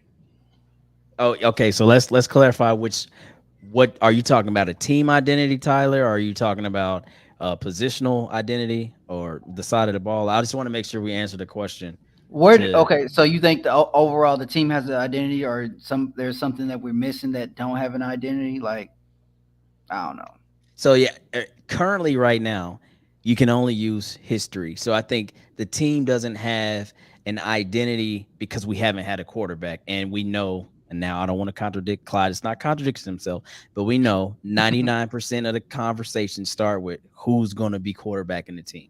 So seeing how we've had 5 in 5 years, like the identity is up in the air. Now the players around this then are affected by that because you might not see a maximized, Dez Padman, Mike Strawn, Alec Pierce, whatever, because you don't have the right QB combination. So right now, that identity, I think, is unsure, but we know what we are. We are a run-first team, RTDB, run the damn ball. So I feel like our identity is to be a prolific, running, powerful, win in the trenches, offense and defense. That's my thoughts. All right. But that I'm saying we got Gilly, and where I think where our weakness was at, like everybody said our secondary was weak, our secondary weak. Now it's not our weakness no more. So athleticism, playmakers, facts. Yeah, so I don't think that Chris. Y'all can stop blaming Rock for everything now. Yeah. Look, man, we had a whole wrestler back there, bro. I did, man. We had a WWE superstar. And that's no cap. Like he was a national champ wrestler out of Temple. Like the dude, give me physicality. If Rock was 1990s cornerback, he probably pretty damn good. Before the league got all pass happy and you could be more aggressive. It wasn't all these like rules. Yeah, you can be great. But in a league where you got to have better feet than you got hands, I wasn't a Rock fan, period. Bro, I was sick. I'm still a Rock fan. I was sick. I was at the Nashville draft. We traded back. Y'all know this story. You've heard it. And I fought the freaking rain and the 200,000 people in the crowd, all my anxiety and everything. I'm so excited. Everybody's there for the taking. The A.J. Browns of the world, the DK Metcalf, you name it. And we took fucking Rock, you said. Chris Ballard, I love you, my guy. I've had like I told you when I met you on the show, I've had my I don't know, Chris, and you did a great job, Chris. But that night, Chris, oh my God, buddy. Woo! I'm gonna hit this one, Tyler.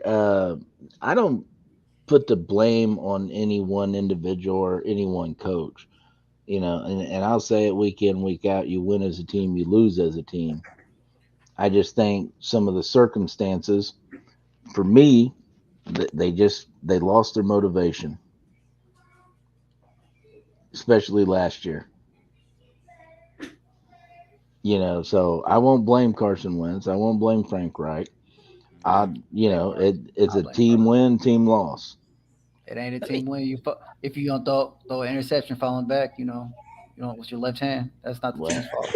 Can I kick this out to Tyler? Let me kick this back to you, Tyler. And it's not directed to you, buddy. So don't take it like that. But just he's as a fan, kicking it straight to you. Because he's asking a question. But just as a fan as a whole, right? Like after we've witnessed whatever we've witnessed, right? Unless it's clear cut, why do we need to feel comfortable in finding a blame spot versus just saying the team wasn't good enough? Because if you blank out being a Colts fan and you didn't follow us as much as maybe a fan of Seattle Seahawks, who cares? You left the Supersonics. Yeah, right. My bad. Omaha me, right? But no, I'm saying if you look at what Carson did, 27-7, 62, 63%, 3,700 yards, whatever it might have you. He didn't have a bad year. Now he had bonehead plays, but to blame him for the entirety, especially the last two losses, I felt like that was unfair when we did it, but it was an emotional state and we had to point the finger. So my question though, like, why can't we just ever say as a collective whole, the team wasn't good enough? Why do we feel like we have to find somebody to blame? Okay, so I agree. Okay, It's the easiest way. Okay, I agree. Listen, y'all, I agree. We win as a team, we lose as a team. But like you said, when you do bonehead moves, that cost us the game, that's when I have a problem. That's when I'm put it on you. When you throw the ball, But let me ask you this. What's up? Let me ask you this. It's like okay, hold on. It's like you playing basketball. And your goal is over here, but you get the rebound and you go back up there to the other goal at the last minute. Who is it on? The team or is it on you for scoring another basket?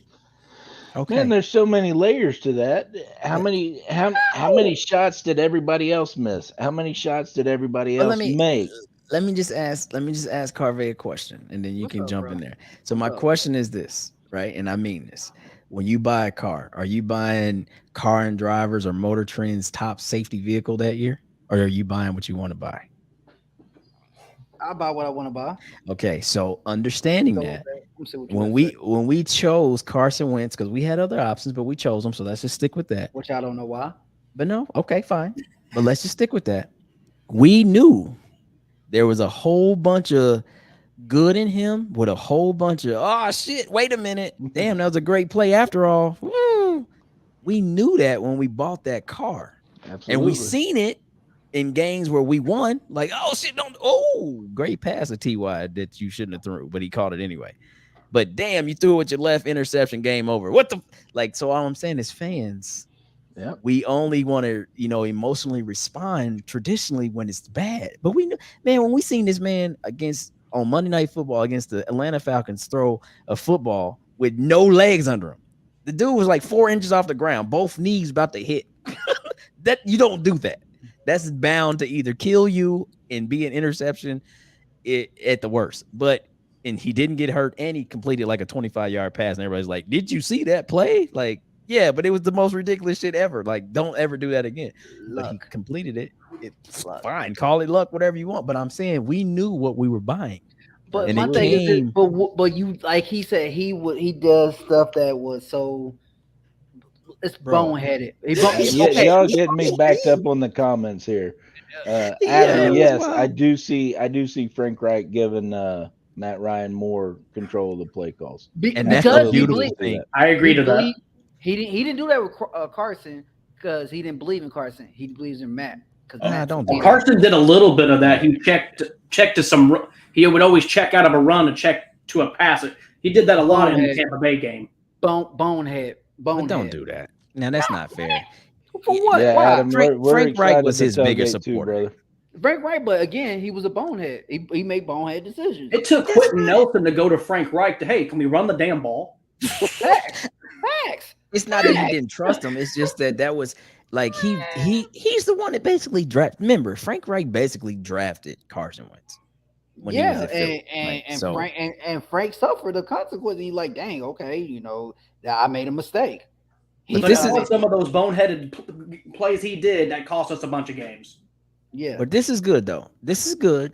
Going back to him giving more freedom to Matt Ryan, because I believe Matt Ryan, though he knows the whole playbook once he learns it, he's still going to be at an audible and check out of things and be like, I'm not, as the coach, I'm not fearing what happens next. I mean, look, Matt Ryan and Peyton Manning came out on that litmus test as two of the smartest quarterbacks that ever fucking did it. And he's up here. That's what I'm saying. Like top, tier 1, tier 2, tier 3, tier 4 is the worst quarterback. Like, you terrible. Matt Ryan, he's up there tier 1 because he's smart. He got that. But Carson Wentz was like a tier 3, almost on tier 4. Okay, I mean, bruh. All right, can we get off the Carson thing? Bro, Garvey. Next week he gonna be a tier 6. Like, damn, I didn't even know you can make it. Exactly. I will say this: I am rooting for Carson. Like, I'm rooting for Carson, so our 3rd round pick can be a 2nd round pick. Room for Okay. what? He has to play 70% of the game. Same thing he did for us. All right, so what we got right here? 1st round pick for 2023, Debo. That's not enough. I don't think that's going to happen because they're in contract talks right now, and looks like it could be done within the next week or 2. But I feel like so y'all got to hear me out. Fans, hear me out. We love to see what players potentially could look like in a horseshoe. But sometimes, and I mean this, sometimes we never think about chemistry, right? You bring in a player. Sorry. Huh? No, I'm saying I had to get my yeet in there. Yeet. What the hell? Wow. It's gamer lingo. Yeah, don't Sorry. don't kill my thought, man. Damn. But anyway, but no, I'm saying so you take a player like Debo, right? This is why I've never been on the let's go get Debo. You take a player like Debo, and you limit him when he's not utility. So if we get him as a receiver like he was drafted, but we don't put him as a utility player, line him up in the back because we can't, because we have that player in JT, then why go pay this man $25 million? And we already have our own Swiss Army knife that has been basically not being able to play that way in Nyheim Hines for the last year since, we couldn't work that out. So we don't need that type of guy in Indy. We don't need that type of guy. A team that doesn't have a running back, a team that doesn't have a true solid receiver, a team that's just kind of like trying to figure shit out would probably love to have a guy like Debo because he's a gap filler. You're not going to start him at running back, but you know what? Yeah, I might get 10 carries out of him today. And he's going to line up a receiver. So he might have been in 60% of the offensive snaps. Yeah, he's not. They don't want to now. If you try to get him, you're not getting that. Yeah, you're not being running. He said he's going to be a strictly wide receiver. Will be the hybrid. Okay, well, you remember what I said at the beginning of the show. I know. These players think they get to tell people what they go do, but if I'm paying you the money, I mean, we'll suck it running back, and we won't ever talk about it again. I mean, go out there and purposely stink at running back, and we'll never talk about it. Fumble, run the wrong shit, go the wrong way. Make negative yards. Does that answer your question? Nobody knows what's up with Ty just yet. I've heard a little bit of chatter that they might bring him back, but I haven't heard enough to, put my hat on it. He's coming back to retire. There you go. End of discussion. And then if Ty gets a certain amount of yardage, the Colts will be the first team in the NFL to have 3 receivers retire with over 10,000 receiving yards. I think he's about 600-ish, right? Yeah, I think it's about 6. Yeah, he's coming back one day just to retire as a coach. He's not playing. Please do not get Carvey started on his Ty. Don't bring Ty back for a long time now. I love Ty. Kirby asked me this the other day, actually, and I can't agree. I would love to see Ty come back. The injuries have played him, but he wouldn't be a focal point. And I feel like we don't have a spot for him anymore. They re-signed Doolin. I think they'll bring him back and do what Julio's going to do in Tampa. They're going to like what they're doing for Julio. He's only going to play certain downs. And I brought this up about a month ago, didn't I? They'll bring Ty back, but just use him minimal. Keep him healthy. Ty is going to come back and retire. Get the jersey, like, hey, I'm signing back 1 day contract, retire as a coach, and that's it. That's it. That's the only that's what happens. Okay, I'm not against that, but going to Julio, like Julio's a different story because right now he's actually insurance for Godwin coming off the knee injury early on.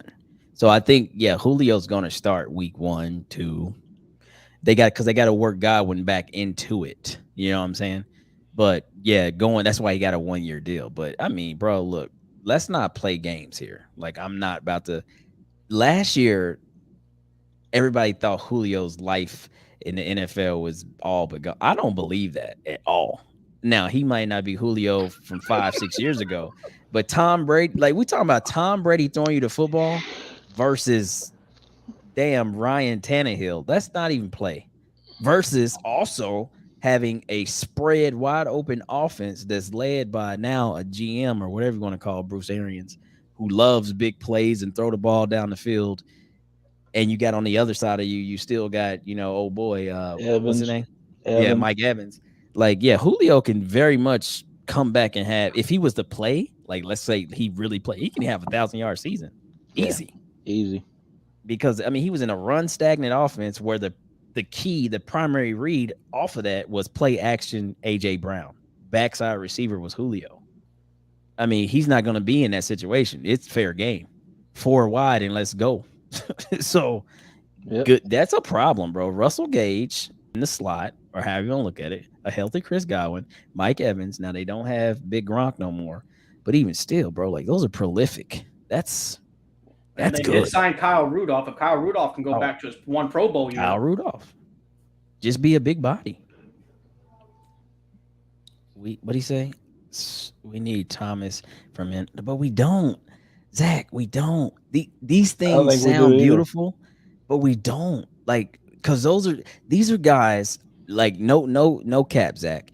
But if you get guys like this, like you have to highlight these guys, even or they're not happy, and then they start being toxic in the locker room because they didn't get the damn ball enough. Well, I won't even go that route, but that's very much possible. I'm just saying.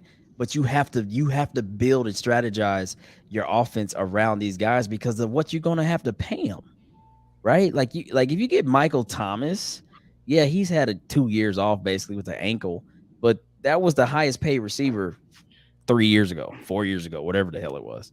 That dude was the man. He broke Marvin Harrison's record for most receptions in a year. So, and he's not a deep threat. He's a possession receiver that makes really good routes and gets open. But I say that to say now you limit everybody else. We have to see what we got, dog. Don't get caught up in the sexy names.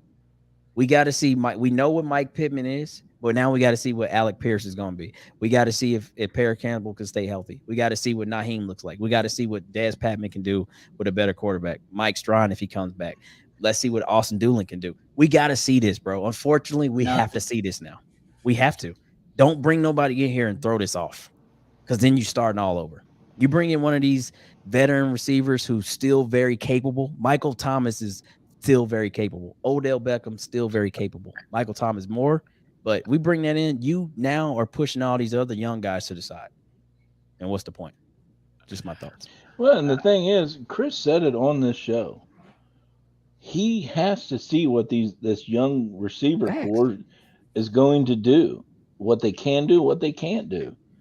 They've got to see it.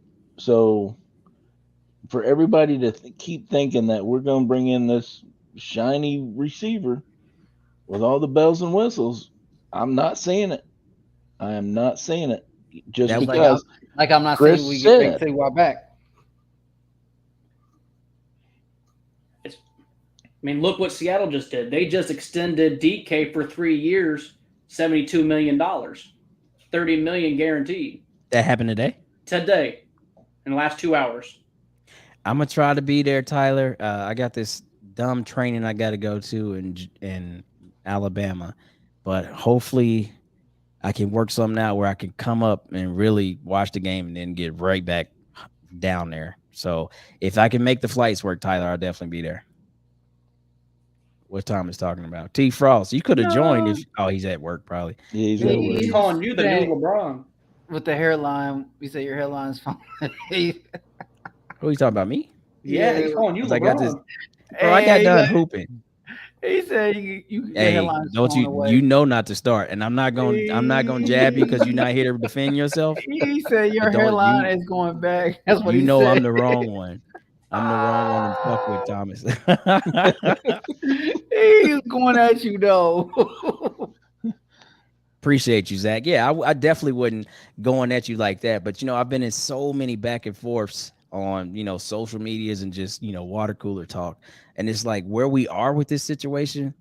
If we were going to do any of that, we would have made that play, in all honesty, early free agency and well before the draft, because there's no point in drafting a receiver as high as we did, even though it's a second round pick, and then stifling them, right? Yep. And then then taking the other second round pick that we've seen some really, really good numbers from last year being his big year, and then stifle him even more. You know what I'm saying? Like, well, damn, like I was just starting trying to get it together and try to make myself this number one. And then you brought in a true number one, pushed me to 2, but then the 2 that we drafted, now you really 3 or beyond. And what's the point? You know what I'm saying? And I'll just tell you right now, go to Colts.com. Check out all the videos. Go scroll through our page, find the videos that we've posted. Man, to get a young receiver like Alec that has nothing but upside potential to be one of these great receivers, to be the next Cooper Kupp. We've got him. We drafted him.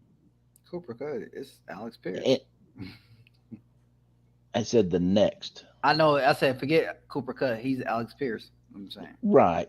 But anyways, All right, well, let's you slow know, down, please. and then you're not paying him the veteran money, but you're going to get the results out of him.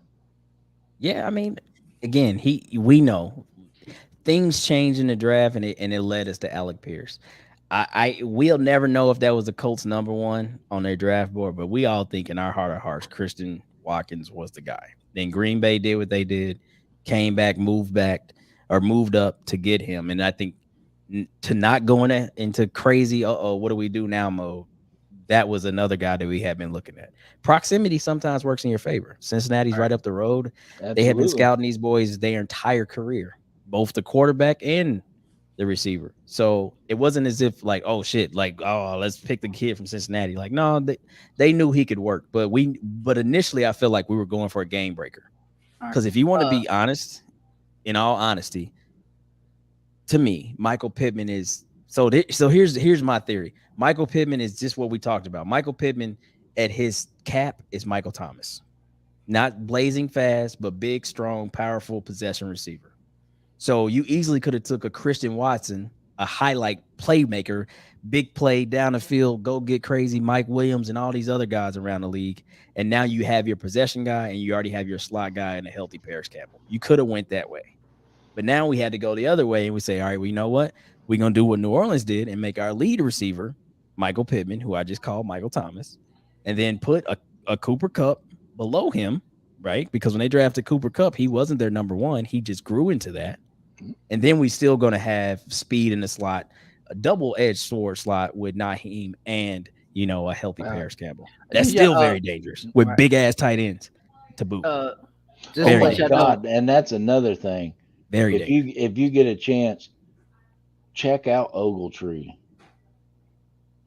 Yes, he's big like Jelani, but, man, he's got legs like friggin' stumps, dude. He is monstrously built, not just tall. This dude will scare you in any alley that you walking in. You can now get Patrick because Patrick, remember, had your boy Ogletree getting cut. Yeah, young Granson. Yeah. So don't be hyping the guy up and then we cut him. Pat. Yeah.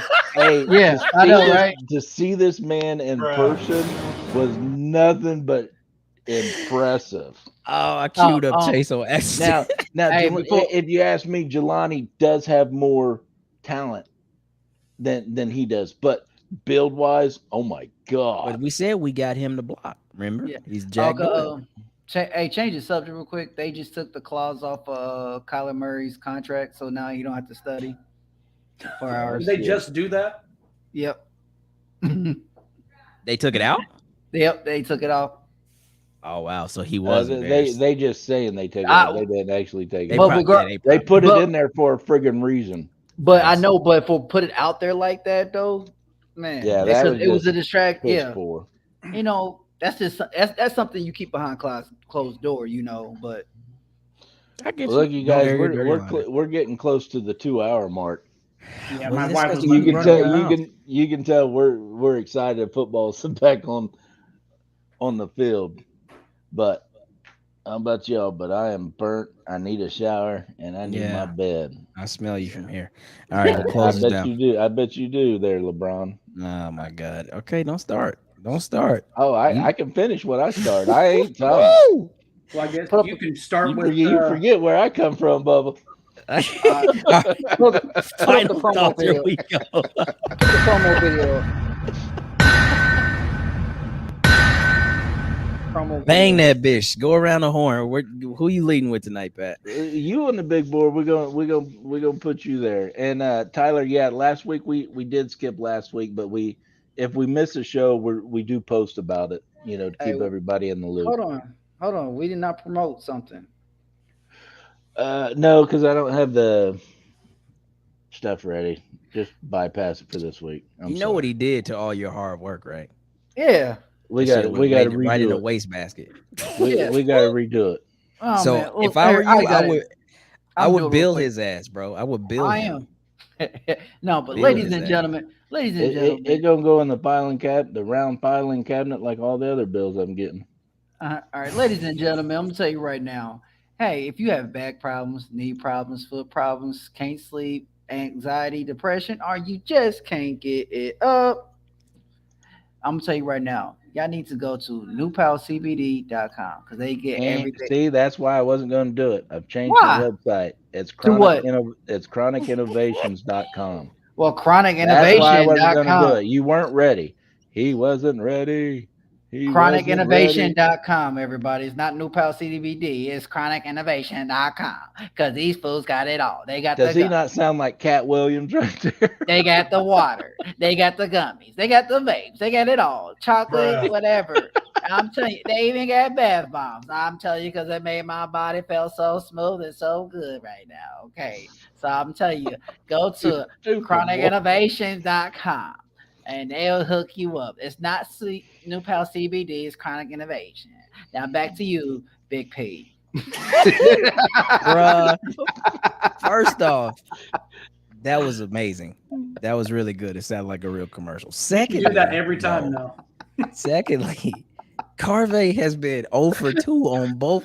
We are live on D-Line, and we're still promoting New Pal CBD. Well, And he wouldn't listen to me that we weren't ready. I'm gonna need you to come to work and read your emails at work. Like, know what page we HR, they don't send me. Look, they don't send me the memo. They're not sending me no memo. I'm like, dang, okay. No, we send the memo, but your dumbass Android phone won't take them. I didn't get the memo. Oh, you got it. I ain't get the Carvey does. Talk to Carvey your and Thomas Android. do make this damn. Carvey and Thomas do make the group chat green, so I'm not okay with that. What? Actually, I got Chase an too. iPhone. Don't Chase got an Android? Yes, I do. Yeah, y'all still putting real batteries in your phone? What the fuck year is it? Okay, I don't. Yeah. Okay. It's they me, use right? the double A. Oh, you, Clyde. You started out. Okay. Besides, Hey, Apple what does phones are that easy. say? Apple I phones heard are easy to hack. Apple Here phones it is. stuff. Okay. We got to go to bed. Pimp down. Oh yeah, that's that. Yeah, he was doing great. Hey, Cat Williams is coming to Indianapolis. That's why I was talking I like won't him. be there.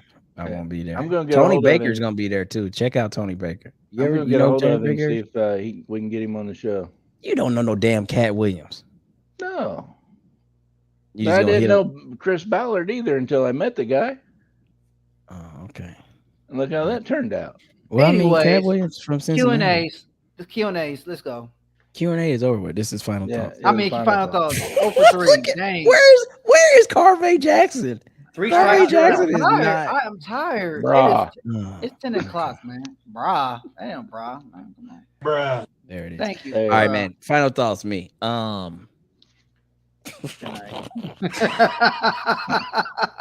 Shit. You want me to come back to you? No. I'm ready. Y'all just are really goofy.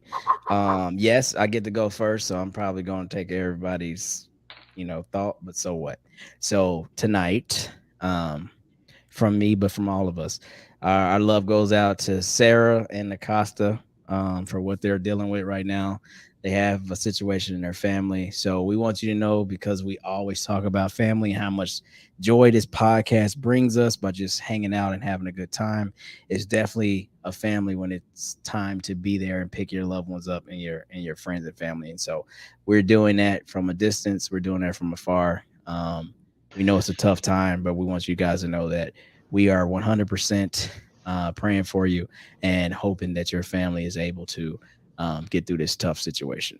So that is my final thoughts to Acosta and Sarah. Amen. Vader. My final thoughts will be going to my wife for helping taking care of me since I had COVID last week. That's why I wasn't on here, guys. And I'm very thankful. Monday, I will be adopting my son officially. Monday at 11 a.m. So I got that to look forward to. It's going to be it's a big thing, and we're going to have a lot of family and friends there, and I can't wait for it to officially be done, and we get all 4 of us can enjoy our lives. I had to find the right damn button. So yeah, that's my final thoughts. Mr. Jackson. Piggyback off of Clyde, man. My prayers go out to Sarah and Acosta, man. It's family. It's all about family.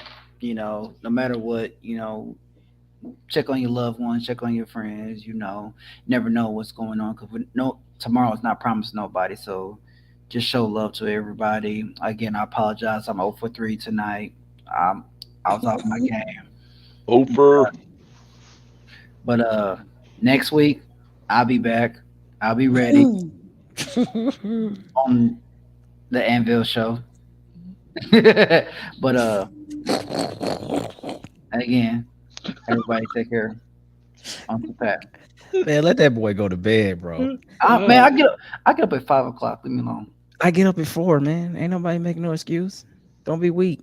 Hold up. What time is it over there? Hey, count the hours. That's all that matters. Count the hours. So it's 7 here, but I ain't going to bed till 11. So I'm gonna catch up to where you are when you talk about total time up. I'm so sleepy. Leave me alone. Go ahead, Pat. I'm so sleepy. I'm so lonely. I can't stand you. I'm sorry, Pat.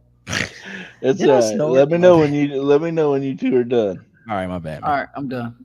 Sure. Anyways, my final thoughts are it's a 2-part. One, I appreciate all you guys out there that support us, that follow us, you know, that ask us questions. You know, you keep us on our toes, and that's good. You know, we have a good time at it. Continue doing it. Please share our stuff. Please invite people to enjoy the fun with us. My next is, if you have a chance, get to training camp. Get out there. Root these guys on. Feel the energy that's in the air. I'm telling you, it's electrifying. And if you are at camp and you are getting autographs, don't push the little kids around. Yeah, they're going to bump into you. Yeah, they're going to try to cut in front of you. You know, manners goes out the window when their favorite player's coming up this way. But let them be kids. Let them be fans. Let them get it into their souls. Let them be Colts fans forever because of the experience they're having. You're an adult. You'll get your turn. I promise you. You know, and don't do like this guy did and call out, you know, Shaquille Leonard over signing kids stuff first. That's just crazy. That's absolutely crazy. Go out to camp, have fun, but make sure the kids have more fun. It's okay if it's okay if the guy doesn't sign your stuff, but he signs the kids right next to you. It's okay. You have more opportunity to get back out there than what these kids did. You know, I met a gentleman named Reese, followed the show. We had good conversation, and he had his son there. And he lived 2 hours away.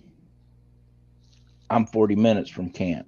So if I'm pushing my way out in front of this kid just so I can get something, this kid's not having a good time. It's not right. Don't do it. Don't do it to the youngins. Make sure they getting it there all. Can I just tag on that 2 seconds? Yes, sir. Also, if you're doing it, do it for the kids. And what I mean by that, because I see this all the time, and it's a bunch of, you know, horse crap. If you're gonna send your babies up there, guide your babies from the back, send them up there, but don't be the parent that uses your baby to get the damn autograph. I hate that. I really do. I'm just laughing All I'm saying is, I don't can't be wait that parent. till my granddaughter's old enough to take her. Don't be. I'll be holding look her. at the baby. She wants your autograph. No, she don't. That 3-year-old baby who barely talking don't know who Shaquille or Matt or nobody the hell is. So stop putting your baby out there to get some shit signed because y'all are assholes. Let the damn kids who really know who the players are go up there and get their stuff signed. Funny story. Kenny Moore was right in front of us signing, and the mom asked if he could take a picture with her son, and he's like, "Yeah, you want me to pick him up?" And she's like, "Would you?" He picks up the kid, and they get the picture, and then he starts walking down the line with the kid, signing everybody else's autograph while he still has the kid, like he was still in it. But it was really cute, you know. And then of course he took the kid back, but you know, that's, to me, that's what it's about. It is, but get out there, have fun, because you're gonna have fun, but you've got the means and opportunities to do more than these kids do. You know, and like I said, the gentleman I met today, he was 2 hours away. They're not always going to get down to camp, you know. So make sure those kids, you know, get it. And yesterday I caught one of Naheem's gloves. Yeah, what I would have loved to have it in my collection, sure. But as soon as I caught it, there was a little man right next to me. Boom. I dropped it right down to him. He was like, "Are you serious?" Like, yeah, buddy, go ahead. You're still better than me. I would just high-fived him and said, "Next time, buddy, but not this time." Wow. No, I'm just kidding. Wow. I'm just kidding. But I also don't use my kids for that. So I said the 8-year-old and 9-year-old, like me once when I was a kid and I went to camp and I got to see Ray Buchanan, like that changed my life. I was like, oh my God, that's Ray Buchanan. I'm showing my age. But I was the kid who was actually trying to like see him. My dad didn't utilize me as, hey, boy, go up there and get that for me type thing. Like, I don't like that. That's whack.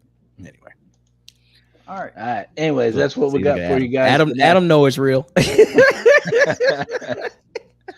Appreciate everybody joining and hanging on with this extended time show that we had. But I think everybody's just been excited. Remember, no drinking and driving. Be good to one another, especially the kids. This guy. And as always, go Colts. Bang that bitch.